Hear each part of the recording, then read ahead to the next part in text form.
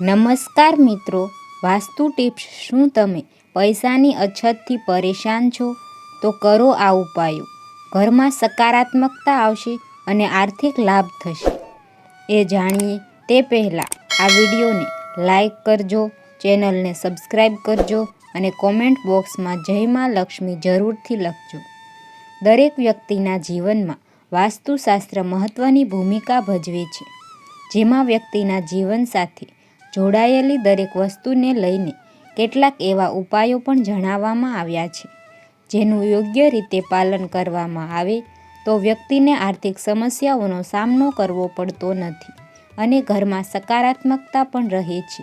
તો ચાલો જાણીએ વાસ્તુશાસ્ત્ર સંબંધિત સરળ ઉપાયો.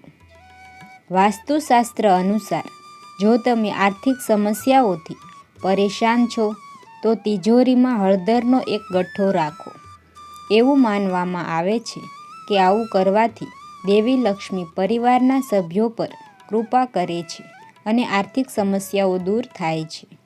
આર્થિક સંકટમાંથી મુક્તિ મેળવવા માટે પીપળના પાન પર લાલ સિંદૂરથી ઓમ લખો. ત્યારબાદ આ પાનને પોતાની તિજોરીમાં રાખો. એવું માનવામાં આવે છે કે આમ કરવાથી આર્થિક લાભ થવાની સંભાવના રહે છે અને સમસ્યાઓ દૂર રહે છે. આ સિવાય જો તિજોરીમાં ચાંદીનો સિક્કો કે દેવી લક્ષ્મીનું ચિત્ર રાખવામાં આવે તો આર્થિક લાભ થાય છે અને ઘરમાં આશીર્વાદ રહે છે.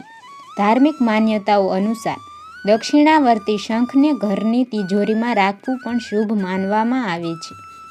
તેનાથી પરિવારના સભ્યો પર દેવી લક્ષ્મીની કૃપા પ્રાપ્ત થાય છે અને આર્થિક સમસ્યાઓ દૂર થાય છે. કુબેર દેવને ધનના દેવતા માનવામાં આવે છે, તેથી જો કુબેર યંત્રને તિજોરીમાં સ્થાપિત કરવામાં આવે તો વ્યક્તિને આર્થિક સમસ્યાઓથી રાહત મળે છે. જો તમને આ વિડીયો પસંદ આવ્યો હોય તો આ વિડીયોને લાઈક કરજો અને ચેનલને સબસ્ક્રાઈબ જરૂરથી કરજો.